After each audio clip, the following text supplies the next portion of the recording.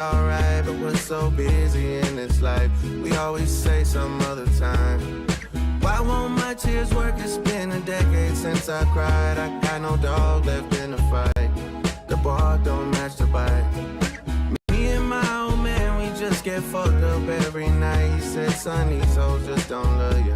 I said, I'll keep that in mind. Those ain't words to live by, wouldn't call that sound advice. Our future doesn't sound too bright, but I just nod and say you're right, I do. Girl, I can't decide if I should stay and say I tried. I should leave and say goodbye. It's killing me inside. And all my presents to show my affection.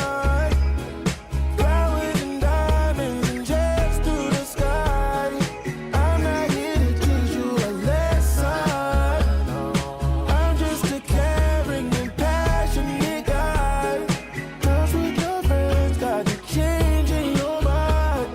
Cause with your friends got you changing. Cause with your friends got you changing your mind. Talking to your girl, I miss my friends, you know too much of them have died. I wish that they were still alive, just to see the silver lines. This year me and God, we wasn't seeing eye to eye. I pray to her from time to time. She was busy on another vibe. I can't vent to you through no text message and reply. I need to see you face to face. Gotta look you in the eye, I do. Girl, I can't decide if I should stay and say I tried, or I should leave and say goodbye. It's killing me inside. And all my presents to show my affection. Flowers and diamonds and jets through the sky. I'm not here to teach you a lesson. I'm just a caring and passionate guy. Cause with your friends got you changing your mind. Cause with your friends got you changing. Cause with your friends got you changing your mind. Talking to your friends. Another misunderstanding, of course. I pushed you away. Today, we're going to recap the weekend, talk MLB plays for tonight, and let's cash a squad ride. This is Behind the Lines. Davey Martinez has to go. He is not a good coach. He wasn't a good coach in 2019. He got carried by Howie Kendrick, Juan Soto, Ryan Zimmerman. Davey Martinez has not done shit for this team. He is a bad manager, and it is showing right now. What's wrong with cracking a V8 during the Caps game? Cracking a What's wrong with V8, sitting dude. down, trying This to is a take Coors breath, Light, relax? Krabs. It's Enjoy your vegetable night and- juice. Like Yeah. going home and saying, I'm just going to crack a V8 while watching the Caps game. Like, you need to be put in an asylum. You know, the fastball heavy approach gets a Mets team that is just crushing baseballs and getting no results, not just yesterday, but the whole lineup has been hitting the ball hard and had nothing to show for it, especially recently. Now you get a fastball heavy Ryan Nelson that has his struggles against lefties, and you have a lot of those guys that have been extremely unlucky that are going to see him from the left side. Bringing in George Pickens. Surely this works out for the Dallas Cowboys. Surely bringing in another veteran here who's toxic, cancer in the locker room, a me guy. Surely that helps out this Cowboys team that already has plenty of those. Jerry Jones, my man, you did it again.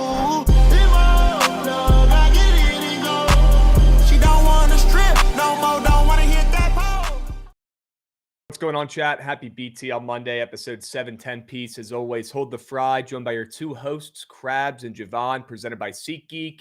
If you are not buying your tickets on SeatGeek when you're going to the ballpark this weekend, shit, maybe you're looking at NFL schedules coming up in the fall. I know we are. Get your tickets on SeatGeek.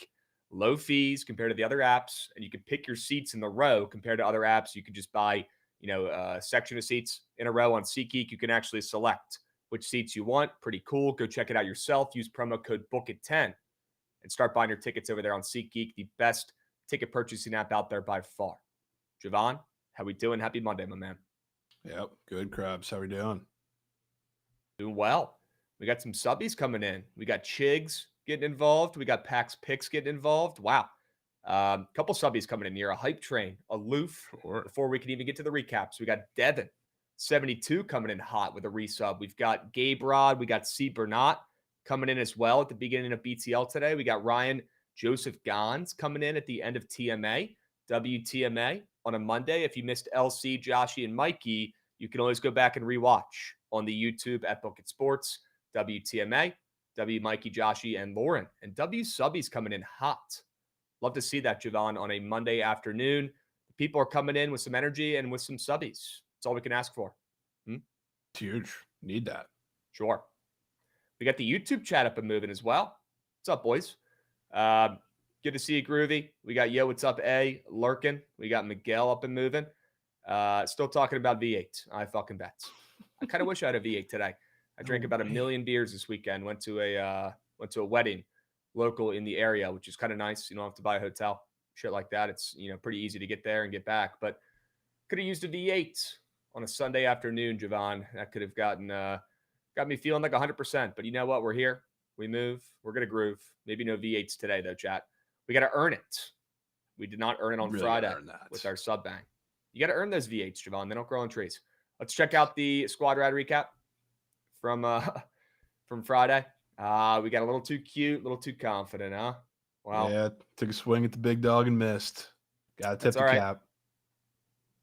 Yeah, quail shit. Was watching on my phone at the whatever it's called, dude, like the fucking wedding party the night before or whatever. When people come in, have some drinks, you hang out. Was watching on my phone and was pretty fucking pissed when I saw the Cubbies hit an absolute cock rocket shot to right fields and the Tigers robbed a home run. Maybe played the best defense I've seen in a ball game in a while. That was actually the greatest defensive game I've seen from a team, maybe ever. It's not like the Cubs didn't have their chances against Skubal. I mean, they had 8 hits and could have had probably 4 more. But Carey was goated. Fucking McKinstry was goated. Whole team got to tip the cap to them. You tip cap and you move. If they're playing defense like that, it is what it is. Nothing you could do. They're robbing home runs. Yeah. Give me a fucking break. We'll bounce back today. I like our plays. I like our options. I got so many options for today on the limited slate too. I couldn't even fit them all in the sharp reports. I got a couple plays for the first time in a couple days. Kind of sure. We're gonna have to go over with you. Yeah. Stuff picking a couple. All right, good. Could be the difference on a Monday afternoon. We got Matt Gauthier coming in hot. Let's have a week, boys. Yes, sir, Matt. Why not us? 2 words, boss. Why not us? Let's have an absolute week. Couple things before we dive in and talk about today's plays. We got a couple other things to recap. We can go ahead and pull up the sharp report from Friday. Not our best work overall, but nothing to bitch about too much. Right? We'll bounce back today. Let's see green. Green. Stevenson is definitely red. That one counts. The total voided because of the rain, but Stevenson counted. So 1, 3, and 1. Not great. Rat meat. Back though. Shout out Soroka. Really, both your squares. I got to give you credit for. Blaze set the save record. Please hold these skeins and judge talk for about another minute, chat. We will get to it. Don't worry. Soroka shutout. First shutout in like 3 years for him. That one just felt different. I mean, I'm seeing the board pretty well. I think you said that too. Yeah. I think you said that. Shutout inbound. What do you know? Shutout against the Rangers. Our only win in the series. God, the Nats bats are cold as ice, man. They cannot hit it home. These young guys, I don't know if it's the lights are too bright. They're trying too hard up there at the dish, but they're getting so fucking tight up there at the dish, Jovan. They're swinging and missing. Josh Bell's hitting a fucking $150 again on the homestand. James Wood, no nukes on the homestand in 2 series. I know we're playing 2 good opponents, but come on. You want to take your team to the next level. You want to call yourself a squad that's not in rebuild mode anymore and you're trying to win. You got to win series at home every once in a while. Jesus, you can't win all your games on the fucking road. It's so frustrating, dude. It's supposed to be easier to play at home. A little nervous. You'd think. The Nats don't over the last couple of years. They did back in the day when they had veterans. Right now they don't. Too much pressure under the lights, or maybe too many late nights at the MGM down the street. Who knows? Not confirm or deny. Right? W Subby said, chat. We appreciate all you guys. Devin Gauthier, Pax Picks. I don't know if I saw this one. I might have squeaked. W Pax Picks coming in hot. W fellas, thanks for the vibes. Coming up on 2 years. Wouldn't want to spend my Monday any other way. W Pax Picks, you're him, bro. We appreciate you, beast. We literally do it all for you, bro. Pax Picks and yay, lads. Don't forget it. Okay? All right. Let's talk about Judge. Fuck. We're going to keep this one pretty quick. 30 seconds. Yeah, Aaron Judge is hitting covers off of baseballs. Okay, there's nothing much really that can be said besides that. I mean, Jovan, I guess the only question I've got for you is why are these teams pitching to him? I just don't get it. Why are they pitching to him? And not only pitching to him, but they're throwing him cock vein fastballs right down the middle of the zone. He does get 2 of them last night. the most meatballs in the league. That's like not even 2 meatballs last night. not on a even platter, like bro. a funny comment. That's like a legitimate stat. It's been like that for 3 years. I don't really get it. I don't get it, dude. Maybe it's, I mean, obviously it's some, misfires from the pitcher up there missing their spots, not hitting their locations. Maybe it's because, big and bad hitting 400 Aaron Judge, 6'7" behemoth is walking up to the dish and these guys are shitting down leg. Who knows? That certainly could be it. But yeah, their curveballs aren't breaking. Their fastballs aren't hitting the paint. Just cock vein fastballs, man. Down the zone. 2 of them last night. No shit, he's hitting home runs. And I get it, dude. There was guys on base ahead of him and both of those at bats. So it's like, can you really walk him? Probably not. But I'm not asking for an intentional walk, Jovan. I'm not asking to call in the fucking dugout, call in the manager, and let's throw, the old intentional walk out there and not even waste our pitches. No, I'm talking about nibbling. I'm talking about throwing some balls. I'm talking about making him expand his zone once he gets a little frustrated up there, not getting the pitches he wants to see, right? I just don't get it. No nibbling, bro. In the big 2-5, people are going right at him. Everybody thinks they're him. They want to take on Aaron Judge head on. It's like, bro, you're trying to fucking strike out Barry Bonds right now. What are you doing? Nibble. Yeah, don't be a fucking superhero, dudes. Pitchers are more scared of your guy Ozuna than Judge, which is crazy. Yeah, he gets walked once a game. Yeah, Ozuna's got like at least 7 more walks than Judge. I was looking at it. It's crazy, bro. Looking at it after yesterday. the season he had last year, should be getting walked a lot, but as much as Judge, more than Judge, no. It's crazy. Why is Aaron Judge not second in baseball in walks, right behind Juan Soto, who his middle name is Walk, right? He's going to be number 1. Maybe not this year, the way it's gone, but you know what I'm saying. Why is Judge not getting pitched around? I don't get it. It's pretty dumb. I don't get it. He's going to keep hitting nukes. If that's the only gripe I've got right now, that goes to show you how well he's hitting up there at the dish. I wish I had more chirps. I wish I could sit up here and crack jokes and say he's being a me guy and, taking all the credit, hitting home runs instead of putting the ball in play. I can't even sit up here and yap and say that bullshit. Because at this point, the guy's doing it all. He's goated. I could say it's a little bit soft. He moved from center field to right field. That's a combo we could have. There you go. There you go. That's a little soft, taking a hand out, moving to right field. But at the dish, Jovan, there's nothing I can even say right now, bro. He's hitting 400s, and he's hitting a home run a game. I just don't like Hunter Dobbins, bro, saying those comments before the game yesterday and then throwing a pitch that, I might as well grab a bat. I could go in there and fucking hit that shit. That was a horrendous pitch. Maybe not over the fence, but that was a horrendous pitch. Hunter Dobbins running his mouth saying, if the Yankees were the last team to offer me, I'd be a free agent. Hunter Dobbins, brother. You're about to be a free agent after that game anyways. Pitches you were throwing, bro. How about you worry about yourself, Hunter Dobbins? Hey, he didn't pitch bad outside of that nuke. No, he really didn't. He locked in immediately after that home run. You just can't make it up. Oh. Mac and cheese review if he finishes 400. B. Young, sure. Yes. If Aaron Judge hits over 400, I will. Yeah, I'll do whatever you want, Mac and cheese or Aaron Judge related. I'll make a video saying he's the greatest player of all time. He's not hitting 400 for the season. That's impossible now. But it's so impressive that he's taken it this far. Hitting 390, 60 games into the season, dude. What the hell? Splooging. Maybe check his bat. I know it's the year of the torpedo bats. Maybe that's a distraction. Maybe they got to check for cork. I don't know. I'm running out of options at this point, Jovan. I'm running out of shit to chirp. I can't. There you go. All right. We got Sean Beasy coming in hot, resubbing 6 months. He's been subscribed, though, for 28 months, back from deployment. And I have a service announcement. Can we send Goots behind the shed? Shed. The Orioles need to hang him up. No hang shot. Him up. That's unbelievable. That does I'm not sorry, get man. talked Come about on. enough. That they got red hot. And that's the first thing he wants to say. Yes. First thing he says. That's a goat right First there. thing he drops in the chat. That's Sean a guy Beasy. I know. We literally left the road trip 4-2. You lost to the coldest team in the left so much MLB, meat not on in the the bone. Rockies. Scored like 19 runs the day before we played him. And Dude, that you was left the some meat only on the game bone. you won. I know. It's just unbelievable. Charlie Morton. And Charlie and I'm Chigano sure. are due for some regression. Charlie Morton, I'm They're going sure. with some meatballs. My best play of the day yesterday was Athletics first 5 plus a half, although I could have kept the fucking It's the spread and great taken the amount. Good for you. Good for you, Krabs. Okay. Now Shout we out gotta play Sean Tigers Beasley. tomorrow. So shout out SBR.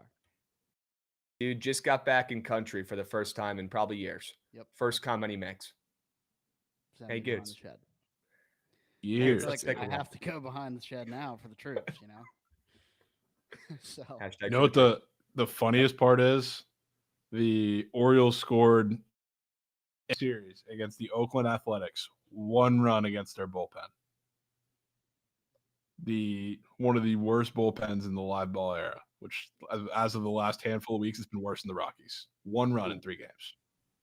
Well, the Rockies got 2 studs in their bullpen, so that kind of weighs it down with that Bird guy and with Agnes. Agnes had a bad game the other day. Their bullpen has Really? not been all that bad, like as of recent. Mm-hmm. Sock Station, you're him, bro. We got another subby coming in here. No Orioles or Goots behind the shed chirps. That's okay, though. Just a good old-fashioned subby. Old school from Sock Station. 14 months. Sure he can. I still cannot get over that comment. Haven't seen Sean Beasley in here in over a year. Maybe 2. Who knows how long he's been gone. The way we're tripping First thing he Rays says. for saying they're dog meat in chat. They're literally one of the hottest teams in baseball. They're Not like today, they're not. 15.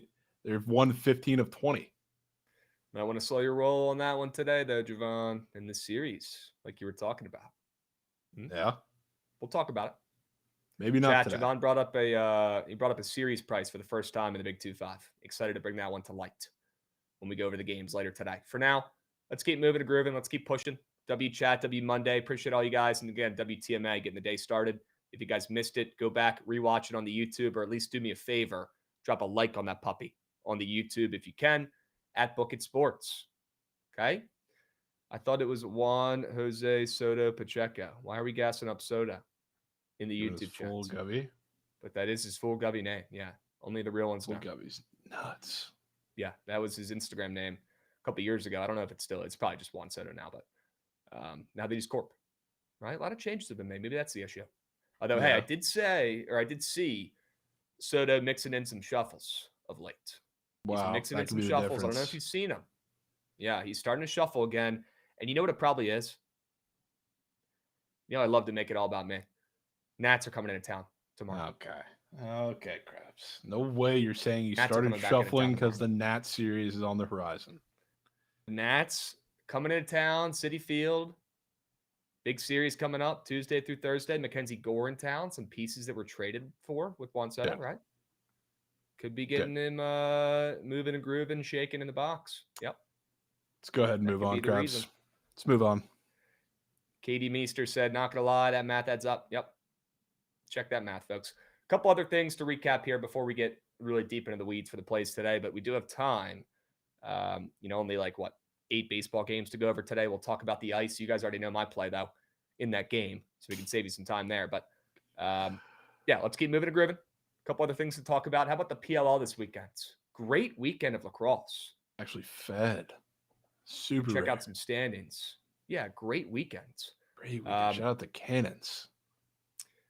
So last year I let you guys down betting PLL. Honestly, just embarrassed. The amount of losers I was feeding last year. It was the first losing season I've probably had in, betting the PLL in 7 years. This year, we're locking the fuck in. We're hitting all of our bets. We went 2-1 on Friday. Let me break this down actually and take a little bit further. Went 2-1 the first weekend. Went 2-1, I believe, the second weekend on the first Friday night this past weekend. And then we went 4-0 on plays on Saturday.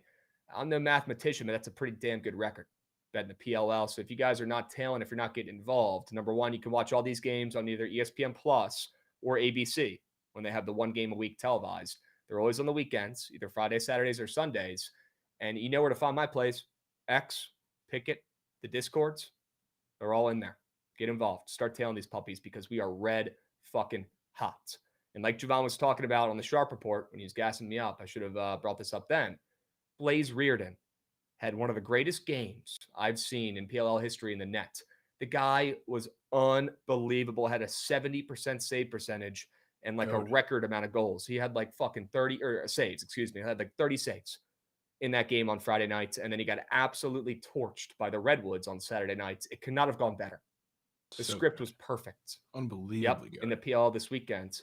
And Jovan, if you take a peep up there at the league standings in the top left sector, you'll see a new face we have not seen at the top of the leaderboard, top of the standings the last couple of years. How about the fucking Redwoods, man? Let's go. The Woods. Back. Getting hot.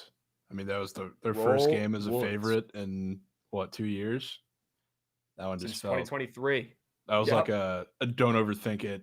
Cannons were favored against the Atlas last week. Atlas is a dog, was never paying out type play. Yep.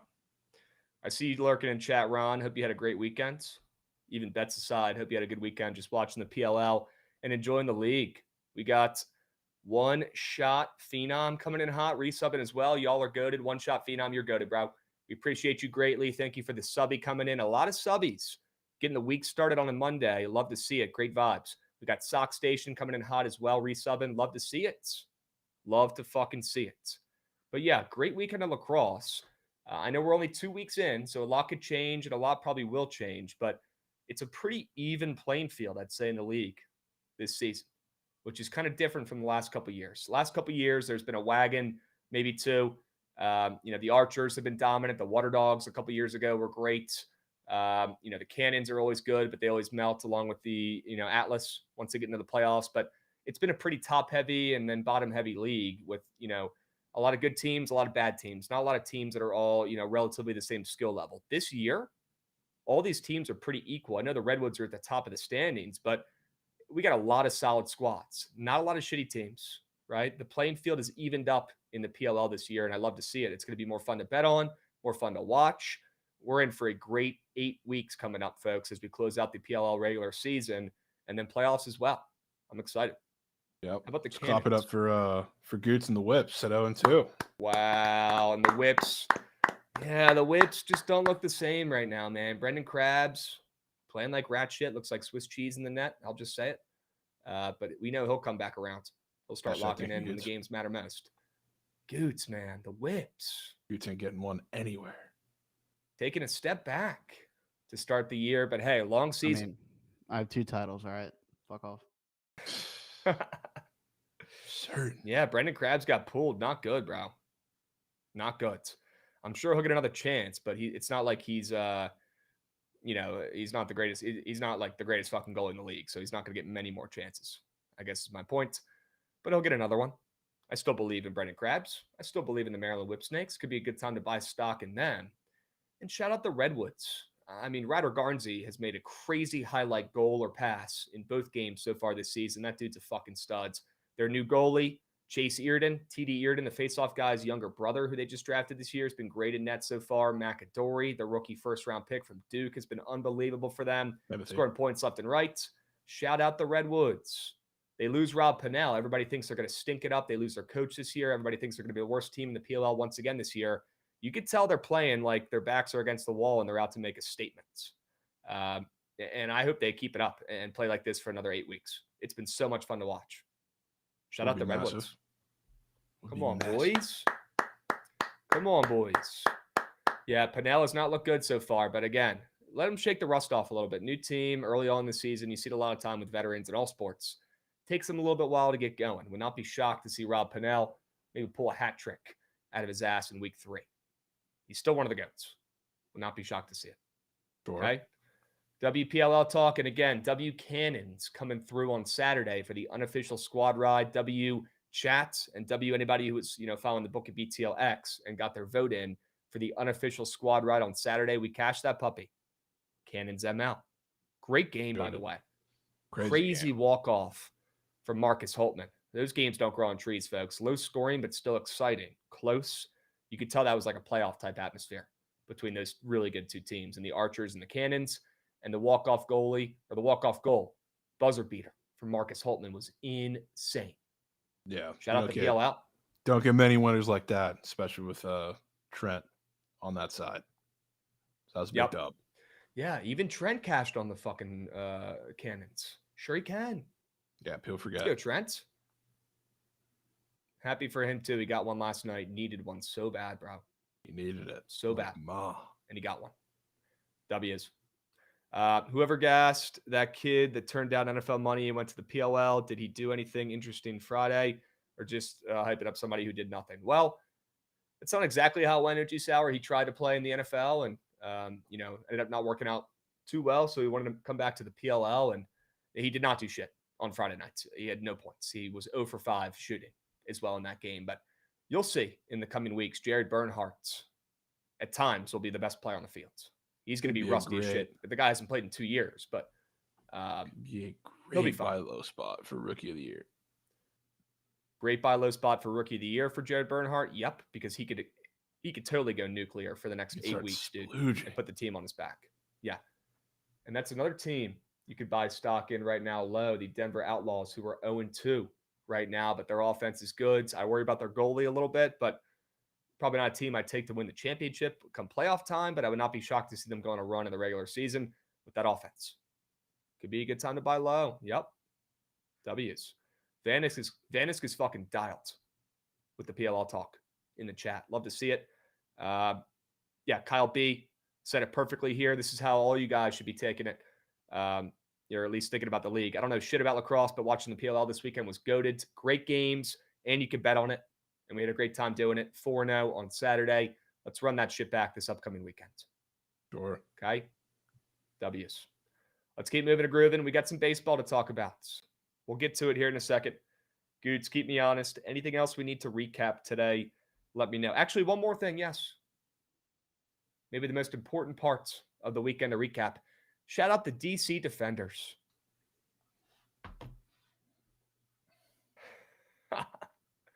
Shout out the DC Defenders, folks. And there he goes. See you. There he goes. See you. The DC Defenders. And by the way, that league is hanging on by a thread. So were the Defenders before the season. Their coach quit a week before the season to go be a head coach at some random school, a college football school, out of nowhere. Their coach picks up and leaves a week before the season. I'm thinking to myself, this DC Defenders team is going to suck. Why would their head coach just, leave a week before the season? Well, I want to shout out the Defenders and Coach Harris for locking in, and they just beat Nick Yale's Battlehawks in the semifinals last night. What a great game. On the road, I believe.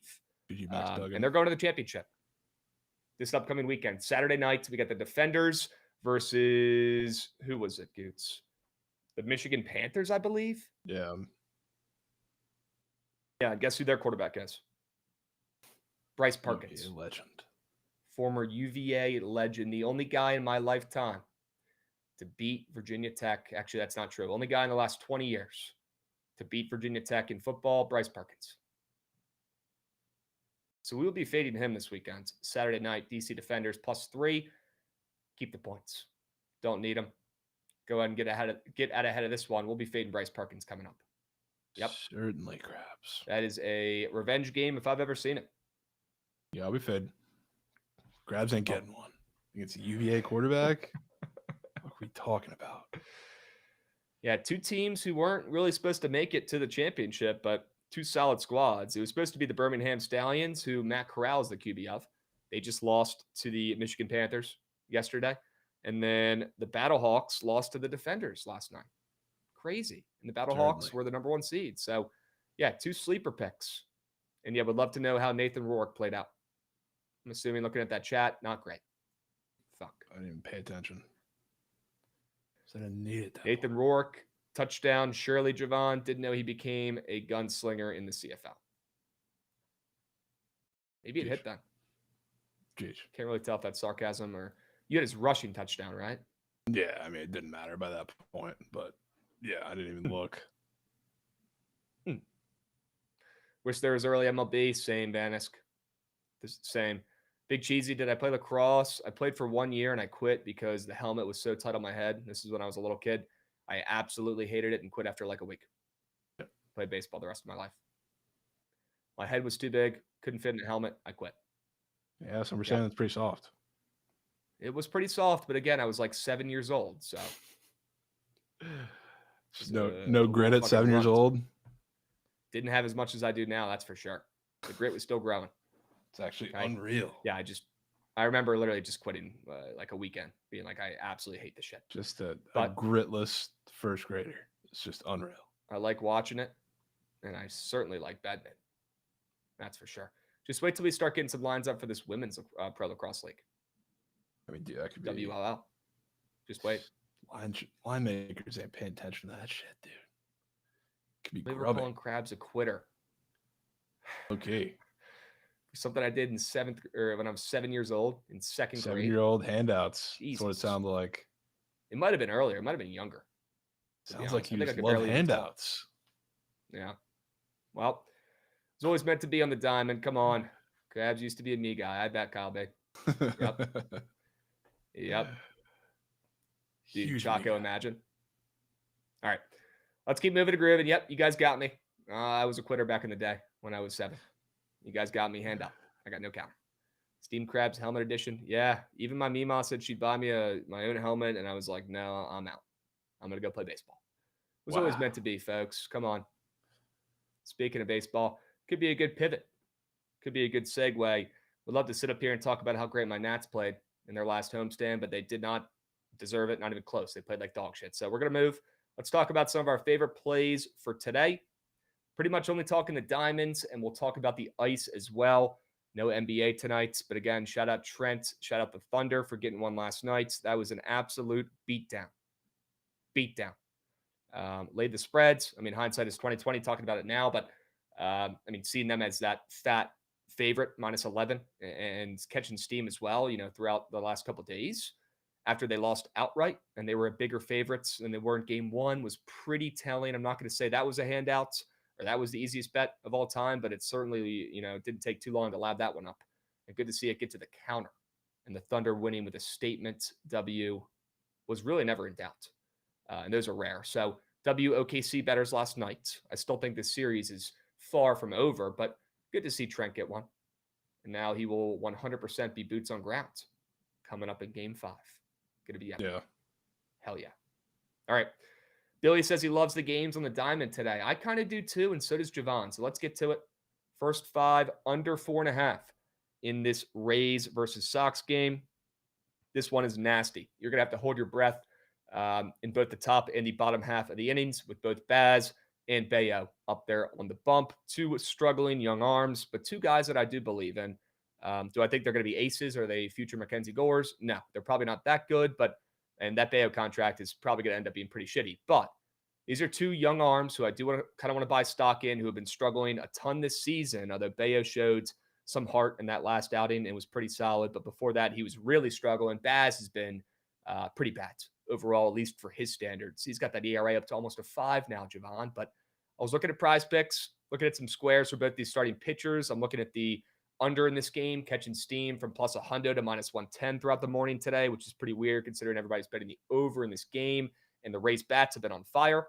And there's also the angle of fading the Red Sox coming off of Sunday Night Baseball, which is kind of fire early on in this game. So fading the bats early on, backing both starting pitchers to go out there and overperform, overexceed expectations, and pretty much just have bounce back outings. And looking at the under catching steam, looking at their prize pick squares for both these starting pitchers, Baz and Bayo, their earned run squares especially too. I think we get a good old-fashioned pitcher's duel at least early on in this one, and then Bayo probably collapses in the 6th. If they even put him out there, they typically don't.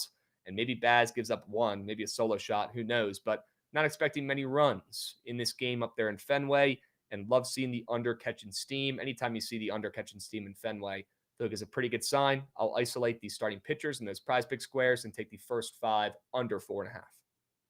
Yeah.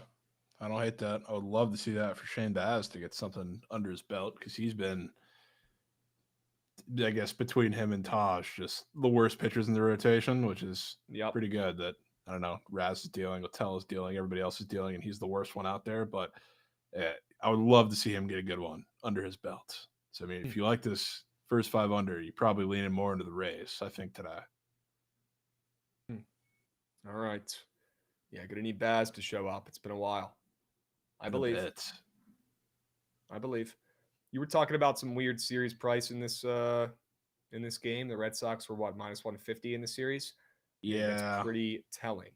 And I'm pretty against your Rays, fan brain is pretty. I guess fan and betting brain is pretty worried about this series, just because. I mean, you've been red hot for the entirety of the month, and then now you just had a homestand where I guess you were decently consistent and won both series. Had like the one super bad game from the pitching staff on Saturday against the Marlins. But other than that, you've been solid. And now you're going on the road against a team that I don't know, maybe is starting to get going after beating the Yankees, even though that was more Yankees bad than Red Sox good. So like now that it's Baz Bayo, Littell Bueller, I think is game 3. Then I forget what the other matchup is, but the Red Sox should not be minus 150 in this series. The fact they are probably means somebody is going to have a pretty bad performance. I don't know if it's tonight. I could definitely see it being a Baz bounce back and just a overall snooze fest game. The Rays lose the next 2, but concerned about the way the series is going to play out for sure. Pretty weird. I agree. Bueller is horrific. Yeah, I don't know if that's changing anytime soon either. And he's slated to go tomorrow. So weird. I think that might be the Wednesday game. And then Tuesday's Pepio Giolito. So like the Red Sox are minus 150 in a series where Giolito and Bueller are the 2 starters for the other 2 games, which is just insane. That is absurd. Krabs riding the under 6.5 till the wheels fall off. I mean, yeah, it's only game 3, but yeah, going back to the well. And we'll talk about that in a moment. I want to gas up some subbies here first as we pivot to Jovan straight bets. Want to hear his sell job, but first, W Nuke 5U coming in hot, resubbing. Appreciate y'all boys for giving out solid locks. Appreciate you coming in resubbing. Nuke 5U. Sure you can. We got DJ Lean coming in resubbing as well for 30 months. Whoa. 30 pace. Sure we can, DJ Lean. You're him. Appreciate you, bro. And yeah, Danny, you know I'm a closet Sox fan. Come on now.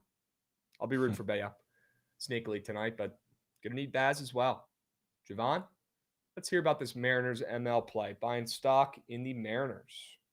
Yeah, super rare. Me betting on Emerson Hancock, even though it realistically doesn't have really anything to do with him, because I think there's a avenue for him to be okay. Like I've faded him a lot. The world fades him all the time.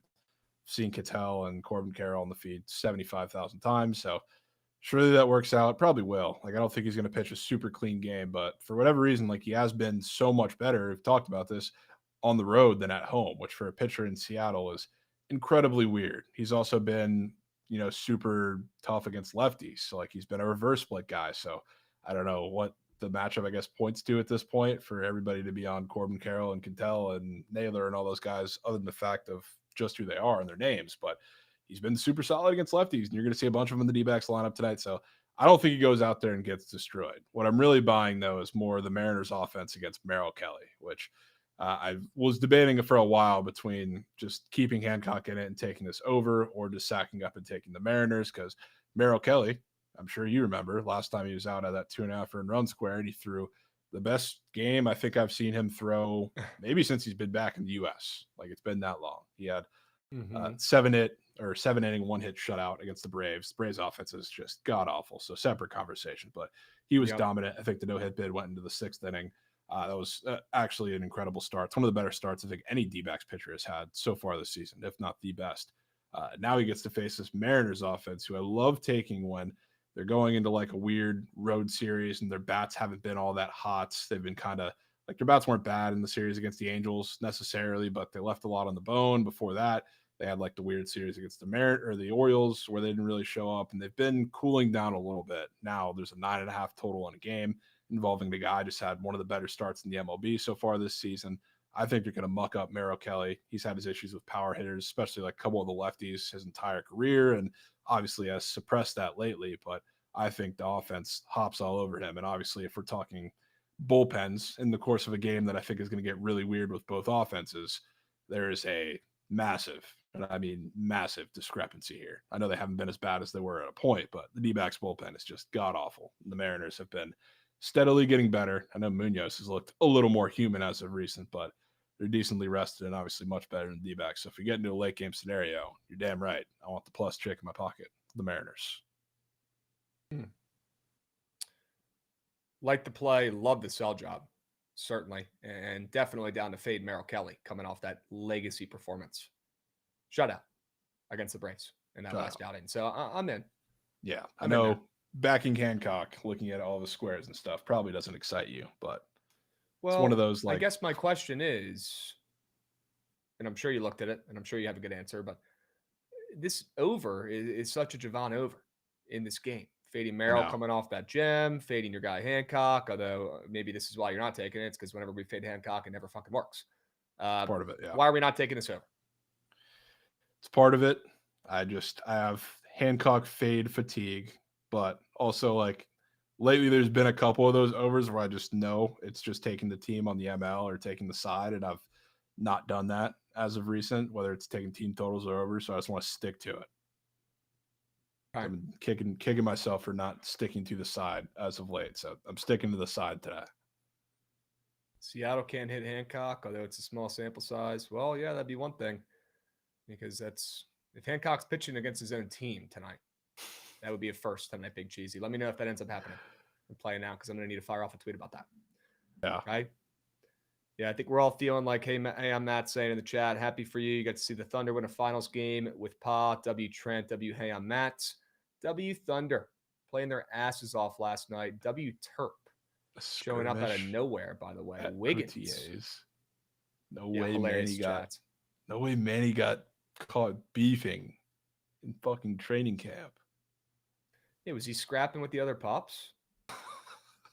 That surprises me, bro. His little goofy curly-haired ass fighting the other dogs. No shot, bro. Manny might not be getting out there for a couple weeks. They might keep him locked up. Bro got ejected. That's unreal. Flagrant 2. They're going right to the flagrant 2. Canadian Goots talking about. Yep. Sure. Unbelievable. That's insane. Too soon, Seagramp. We don't bring on Mike Vick when we're talking doggies. We just let that puppy splooge. We just let it go. Hey, he did his time. Hashtag Hokies. He did his time. He learned. All right, let's keep moving to grooving. W Trent, good to see you getting Manny back soon. I know you're excited. Okay. All right. Jovan, Mariners ML. I'm in. Look, it's plus 145, plus 140. Depends on where you're looking. It's pretty much like taking the over in the game. And you're getting a plus 140 price. I'm not going to sit up here and counter or trip the play. I like it. I just like the over better and was surprised not to see it on your cards. But I get the Hancock fatigue. Good for you not going back to the well and forcing it when it doesn't work all the time and just taking them on the ML. I'll say, too, it's half that. It's half the fact that I opened Twitter and I see Ketel Marte home run, Corbin Carroll home run, Pavin Smith home run, Josh Naylor home run. So that helps a little bit. Okay. Yeah. It's not the hardest over to figure out, or I guess it's not a game where people are really locking in unders, and they certainly are thinking it's probably the D-backs bouncing back after a couple losses in a row. I think 3 losses in a row for the Snakes. Mariners were kind of on that same wavelength until last night when they broke that streak. So could be a time to buy low on the Mariners and get Hancock at plus 140. I'm in. Could be. I'm honestly a little surprised too, because I don't know how much lower you're going to make it, but like his fantasy is only a point lower than it was in Seattle against the Orioles. So like it's always super low in like the teens or low 20s, but I don't know. The fact that it's not maybe even a tick lower, his odds in the book aren't even that lower. That helps a little bit too. Okay. Yeah, I'll be honest. Both pitcher fantasy scores were kind of sketching me out, but it is a good point. How much lower can you fucking make it? Okay. All right. Swinging around for me, Gootsy. Got a couple more plays to talk about, and we will come back to Jovan's baseball plays, close this puppy out. But for now, let me take you guys to the ice. Ice. I did not hear no bell. Flipping the script, heading to where? I don't even know where the fuck they play in Florida. But heading down to Florida. Okay. All right. And Florida riding that momentum as well from game 2, that big time win. God, that one stung. What a game though. Double OT. Can't be too mad about it. But as a Oilers future investor, certainly not happy about it. And now the tables have turned. You head down to Florida. Defensive-minded Panther squad gets that home, ice advantage. The crowd going fucking bonkers. A team that's been there before. I feel like they're not going to come out too nervous. They're going to come out and play their game. I feel like if anything, it's Edmonton, who the lights might be a little bit too bright for. And if that's the case, you're not going to see their offense showing up and showing out in this game on the roads. Maybe it's game 4 once they get a road game under their belts where they show up and show out and tie the series up. But I'm not feeling too confident about the Oilers and my future right at this moment. But I know there's a lot of ball game left in this series. I do think it'll be a different style of game now as we head down to Florida here, and you see this team not backs against the wall, but with the home arena flipping and Florida coming off that big time win, Edmonton now has all the pressure in the world, and you're not going to see their offense shine. And the Panthers, all they got to do is go out there and do their fucking jobs, play defense, play the way they've been playing all postseason, especially at home, and they're going to take care of business here. Seeing the total catching 10 cents of steam towards the under after we saw 1 million goals in the first 2 games certainly helps as well. And we'll take a peep at the picket splits. Sure, the under is a hair public, but there's some big bets being dropped on that under as well from everywhere I've looked. And I would not be shocked once we take a peep at Picket Pro to see the same thing as well. So some smart, sharp money coming in. A lot of people betting this under. At some point, we're going to see an under, and you're going to see the goalies fucking step up. I thought it was also a great sign seeing the goalie save squares, the 2 most popular squares up on Prize Picks in the NHL category, Jovan. Both goalie save squares, and both of them were pretty low. People off the rip might think, oh, they're not making a lot of saves. That's not a good sign for the under. I'm thinking, well, that might mean both teams aren't ripping puck as much, which would be certainly a delight in game 3 after the first 2 games we've watched when I had under tickets in my pocket. So I love to see less shots being ripped on nets. That could be a difference. And seeing both goalie save squares where they're at on Prize Picks is a great sign for this under, in my opinion. Yeah, I could be in on that. At some point, you're probably going to get one. I know this is the time where a lot of people think they're going to get one, Krabs. You might be joining them. Yeah, a lot of people betting this under. Sharps and squares. Yeah, which I mean, if you like the under, you might as well say the Panthers are winning the game. If the Oilers win this game, it is not going under. It's not even sniffing it under. Yeah, I'd rather lay -120 than -150. Yeah, I know. I'm just saying script-wise. But yeah, might need to root against the future in Yeah. this game for the under to hit. Yep. More than once. Or some might call that a win-win. More than once, you're going to have to root against the future. Yeah. With your, they play your 3 in a row favorite here, and then they player. go back for 2. It's 2-2-3-1 or 2-2-1-1-1. All right. We got Sharklark coming in here getting blessed up. We got Adam's Got Whales handing him a handout subby. Adam's Got Whales, you're him. Appreciate you, Beast. Sharklark, you're him. I saw you sweeping one of the days this weekend on the diamond, I believe. W Sharklark, stay hot, Beast. Good to see you guys chilling. Looks like Mahoney leans the Oilers here, incoming 30 shots and 7 goals. Yeah, Daniel, here comes the old, not a lot of shots ripped, but the ones that they do all find the back of the net trick. One of the oldest tricks in the book. Yep. Now, all jokes aside, we're getting an under. And if we don't get one tonight, double dip responsibly and take it again for 2 units in game 4. Got a pretty good feeling you're not going to see back-to-back overs in Florida if they play their game. Probably not. I know this is like it's usually a pretty big thing because people love to lean into the Panthers and their defense first home game of a series. But the ones, I believe all of them in the playoffs so far have gone over in Florida for the first game. So maybe this is the time where they actually do lock in defensively in first home game in Sunrise. Gonna need it. Yeah. Going to need it. Looks like we've got Sharklark on the Cardinals today. We'll circle back to that Cards play. I want to hear a sell job from Jovan as I read out this YouTube chat real quick here first, and then we'll get to that late night over. Team Comeback in the YouTube. W's. Watching the show for the last few years has turned me contrarian, but sometimes you have to fade the obvious contrarian play when the situation calls for it. Give me the over 6.5. I like where your head's at, Team Comeback. I do think I get lucky tonight and I get one. But I like where your head's at overall. If you have that thought process every night, every game, you are in a good spot. And you've learned something from this show. W chat, even if that means my place cake with the under. That is the right thought process. W Team Comeback. Asada in the YouTube chat as well, asking why not the Dodgers over. We'll talk about that puppy in a moment. Actually, right now. Let's get to it, Jovan. That's what we're talking about. Why the Dodgers over?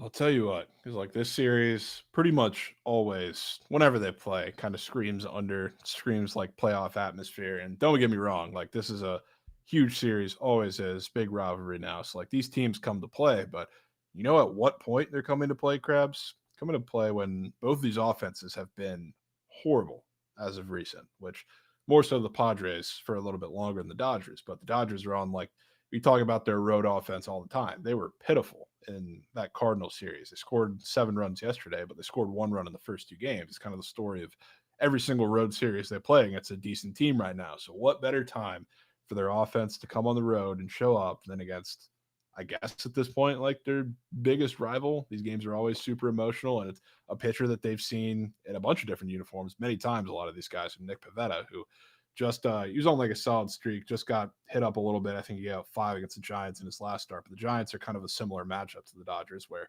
the whiff potential is always there. They can strike out a lot of times, but the pop's also there. So like the Dodgers are just a much better version of the Giants, obviously. So I do think he gives up some runs again, but I think this whole series, I guess I'm buying a little more into the Padres offense waking up too for the first time ever. Because this is anytime you play the Dodgers, it's anybody team Super Bowl, but especially the Padres, and their offense has been dog meat as of late. But now they get to face Dustin May, who, like, I know the Padres have been striking out a little more recently, and that's kind of the problem, one of the problems with their offense right now, but they still don't do it very much. And this is a guy that you really need a lot of whiffs, or he needs a lot of whiffs to be successful. So I do think, the leash is going to have to be a little longer on Dustin May tonight, because I don't know what the Dodgers pitching plan is for this entire series. Like tomorrow, they are still like undecided. They don't have any listed pitcher. I don't know what they're going to do. And then they're planning on like a bullpen game for Wednesday in Robleski. So like, I don't really know what point their bullpen is going to be in for the entirety of this series. Like, it's decently rested right now after yesterday's game, but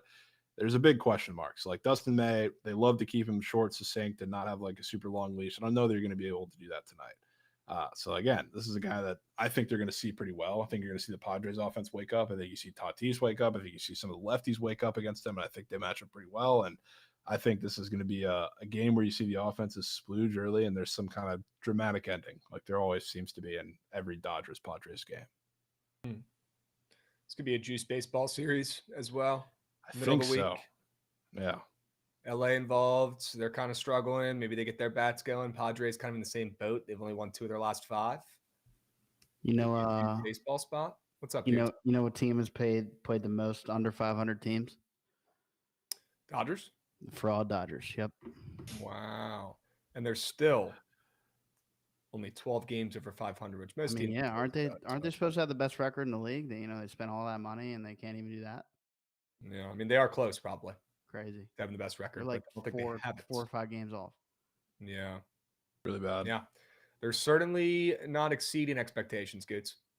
And you can even make an argument that maybe they're honestly coming up a little bit short for those expectations, which, I mean, their future win total odds were like unbelievably high. What was it, like 104.5? Yeah, it was crazy like that.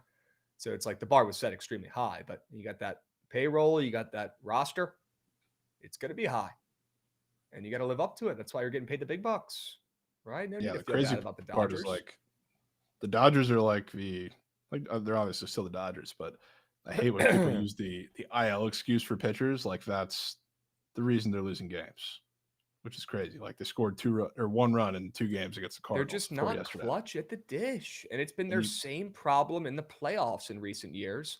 Not the year they actually fucking ripped the Band-Aid off and won it, but they're stars. They're so tight up there. They don't fucking show up when there's guys on base, when there's guys in scoring position. It drives me crazy. You got all this talent, and you go up there. I don't know if they're taking a different approach. I don't know if they don't even have an approach. Who fucking knows? Dave Roberts is their manager, so they might not even have an approach up there at the dish. It might just be, put the sunglasses on, kick the feet up, and everything's okay, man. We get the best roster of all time. No need to stress or worry. That's the Dave Roberts way. But at some point, something's got to change. And with guys in scoring position on base, the Dodgers have struggled immensely when the lights are bright over the years. Hopefully tonight that changes, man. And maybe some juice baseballs enter this series, right? Not like I'd love to know who's pitching in the next couple nights in this series, but at least tonight, it's not the biggest name. Tomorrow is, I don't know who's throwing for the Dodgers, but C's are starting for the Padres. Okay. And then as of right now, as of right now, that Wednesday day game is Robleski / bullpen against Randy Vasquez. I mean, you might not even need the juice baseballs in that last game. Probably don't. That's probably the one game that's going to find its way soaring under because it's the daytime Dodgers. But I think you're getting some turkeys tonight. I was looking too because I was curious, like what their actual record was on the road. They've won one road series against an above 500 team all year, and it was the Guardians, the Dodgers. Potentially Gonsolin tomorrow. He's also been Yeah, rack shit. I was assuming it was going to be some combination of those guys. I don't know who though. Okay. Ask Dasta, definitely saying that wrong in the YouTube, but good to see you getting bricked up. They were gassing up the YouTube chat. YouTube chat deserves more love. They do. And I'm here to provide it. Console's hurt now. W. Tanner Lindsay coming in hot as well. W Boys, WBTL, W. Tanner Lindsay getting involved in the YouTube chat. Appreciate you guys. Who else is lurking in the YouTube? I got that puppy pulled up and Gonsolin into the IR. Yeah, I forgot. Gonsolin just got he just got like an MRI on his elbow. He's chalked. So I assume that's his spot in the rotation, but I don't know who's filling it. Maybe they call somebody up. Who knows? But their staff's in shambles as a whole, but especially for this series. Big Cheesy says Twitch is better than YouTube. Coming from a former Red Tuber. Big Cheesy. Better than Red Tuber. Just good to see you involved, man. Whatever platform you guys prefer, just get involved. Be active in the chat. Appreciate all you guys, as always. Riley Brass, who we know for a fact knows ball, lurking in the YouTube chat. We know he's a YouTube guy. Wow, hey, Jovan, how about that ACC? ACC? Talk about ACC teams in college baseball? Yeah, I mean, they did not do great this weekend somehow. It's just classic ACC. But with a Duke win tonight, they have as many teams in Omaha as the SEC. Okay. I'm pretty sure. We'll talk about that game briefly when we get through the Sharp Report. We do have a college baseball game on later. Yeah. Huge game. All right. Let's keep moving and grooving. We will get through the Sharp Report here. And yeah, there is a college baseball game on later today, folks. We'll talk about it. Don't worry. Duke. We got Mike Studd's Duke. Marcus Stroman's Duke against Murray State. John Morant's Murray State. Should be a good one. Okay. White Sox with a promising series against Kansas City. Don't let the White Sox get hot. It might be too late. Yes. The White Sox are scorching right now. They're seeing it. Well, it's about that time of year when effort matters. Effort, sometimes matters more than talent this point of the year in the MLB season, where the White Sox are ashamed. The White Sox want to pick it up a little bit. Changes are going to to be made pretty soon, if not, already. And it's an effort type of thing where their opponents are starting to take, their eyes off the ball a little bit, and they get a little relaxed, and they take this team for granted. And you start to see some effort from the White Sox and some guys stepping up. It's good to see them win some games. It was getting sad there for a while. But be careful. Tread lightly, fading these ratchet teams in the middle of the summer, especially starting around now, folks. Be careful. It's baseball. A ton of variance. Even the worst teams win one game in every series pretty much. Sweeps are rare no matter who's playing. Keep that in mind. It's still baseball. I was going to say, too, the worst teams, as bad as they are, they all have their little run at some point in the season, even if they're historically bad, like last year's White Sox and this year's Rockies. They always have those couple series every year. Never fails. We really think the Padres are beating the Dodgers tonight? Yeah, you're probably thinking it's the Dodgers who end up winning that game, though, right? I think it might be the Padres, to be honest with you. Wow. But I'd a lot less like to stand on that than just runs. Okay. It's realistically, I think Pivetta gives up a couple, of course, but the worst pitching setup, the worst doomsday scenario, I think, for either team's arms is if Dustin May, who has a longer leash because they need it, is inefficient, gets his pitch count up early, and then you have to dive into a bullpen that's going to be used for a lot of this series, which I think is a likely possibility. Yeah, certainly is. Yeah. We'll see how long these starters can go. I think this is the series that wakes Tatis back up too. Have not talked about Tatis a lot over the last couple of weeks. Would love to start gassing him up in this series. Would love that. Yeah, it would be huge. We need to pick up the Tatis MVP talk again. It's been a couple of weeks, but hey, he's done enough. Still treading water. We'll see if he can start getting hot. A lot of ball game left. 100 games left, to be exact. That's a shit ton of baseball. So a lot much could change. baseball. A lot could happen. A lot of baseball, folks. May's walks issue could be the difference. Yeah, and against a patient veteran Padres squads. Typically not a good recipe for success. Yeah, 100%. Right? Plus, I mean, he's a guy with a walk issue, but I think he knows as well as I'm sure everybody telling him and that coaching staff knows, we can't have you being inefficient today. It's like he lives off of chase. So I don't know if he's going to be able to chase the chase as much. He's going to have to live in the strike zone a little bit. Yeah. Which is For not better good. or for worse. Yeah. We'll see how that plays out. We got Snowman Sports coming in hot. Party Snowman. of 11. Your table's ready. W Snowman. Appreciate you, goats. Get involved. Hope you're having a good Monday. Hope you had a good weekend. Okay. Anybody in the chat do something cool this weekend? Something different? Would love to know. Now's the time to drop it. Don't be making shit up, but let me know if you did anything cool. Maybe you went on a hike somewhere. Maybe you traveled, went to a different state. Maybe you went to a different ballpark for the first time. It's Who a knows? wedding. I guess Yeah, today was just this weekend was just weddings for the entire world, I guess. Yeah, I saw a lot on the feed as well. Yeah, Not you just went the to a one wedding. I was at. I went to a wedding. about I that think time. everybody I know was at a wedding, whether they're at the one I went to or not. It's Yeah. crazy. W Snow Raid, yes, JP. Appreciate you getting involved. I did something different. Hit a couple MLB bets. Okay, JP. There you go. Got a boy. There you go. Let's keep it that way. Same old Hooters, huh, Chew? Yep. Yeah, Chew, never change. Never change. Chew, right. man. Oh, I saw Chew's play the day today, Jovan. Tatis. Wow. Chew Yep. might be locked. He's buying low on Tatis. Could be Skipper so golfed locked. 54 holes. You're a fucking animal. I don't know how you do that shit, bro. Insane. Broke 90 for the first time on the links, Zach saying. Good for you, bro. That shit hits different. I've only done it a handful of times. Kind of sad. But yeah, you walk off that course feeling like Tiger Woods. Good for you, bro. Hell yeah.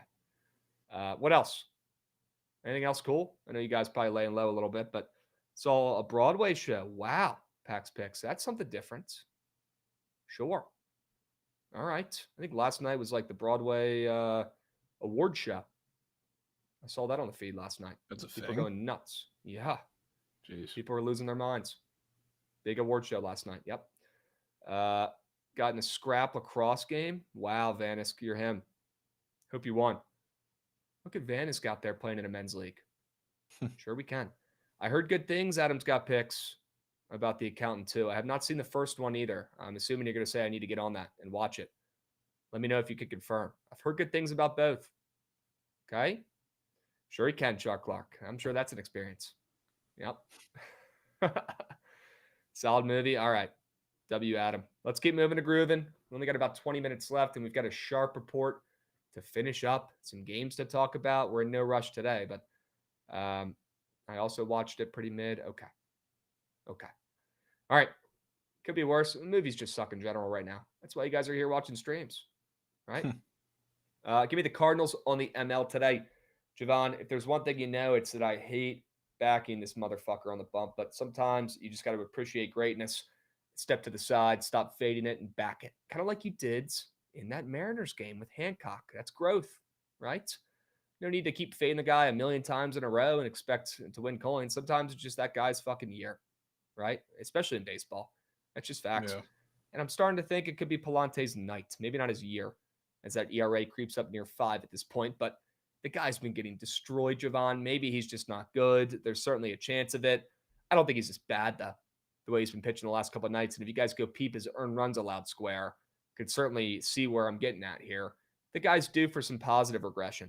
And against one of the hottest teams in baseball, Jovan, I know they're coming off a loss in their last game, but before that, they were on a nice little win streak going on. Toronto, a team that's now 5 games over 500 sneakily.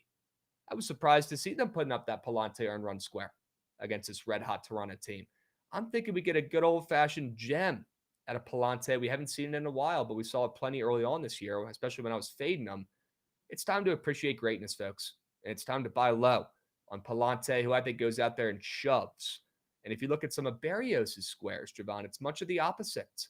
This is not a one-sided argument here. Go look at some of Berrios' squares, Chad, if you guys don't believe me here. It's looking like he's going to get destroyed. Looking at where some of his props are at on the books. and where some of his squares are at on Prize Picks. Not a great looking day for Berrios, a guy who's been really good of late, but against his Cardinals lineup on the roads, it's looking like he might get hit up a little bit. And with the Cardinals coming off a loss, I think they bounce back. I think they get a big time win. Thought about maybe going first 5 and just isolating what I was seeing for these starting pitchers in this game. But I said, you know what? I'll trust the Cardinals bullpen to get it done coming off that loss and handing Toronto a second loss in a row after their big time win streak. I'll just fade them on the ML. Old school. Sure. I can respect that. That game is just... You want to get involved? I mean, if you tell me to get involved, I'll get involved. That game is just... That starting pitching matchup gives me nightmares. When Jovan says, if you tell me to get involved, I'll get involved, that's his nice way of saying he really does not want to get involved unless he absolutely has to. It's just the game. I can't stand Palante. I won my last wager on him, and I think I'm just so tired of fading or backing him, whatever it is. And same goes with Berrios. Krabs, take a look at Victor Scott total bases on PP. Save that note, and we'll look at Wheeler as well. I know you guys have been spamming Wheeler. We're going to talk about that game. Don't you guys worry. Canadian Gooch thinks both teams are hitting tonight. I kind of disagree. I think it might just be one-sided. Palante might go out there and shove. I was kind of thinking if Palante, was going to get mucked up as well along with Berrios, I would have thought this total would be moving up towards the over, not, with a little bit of line movement towards the under here.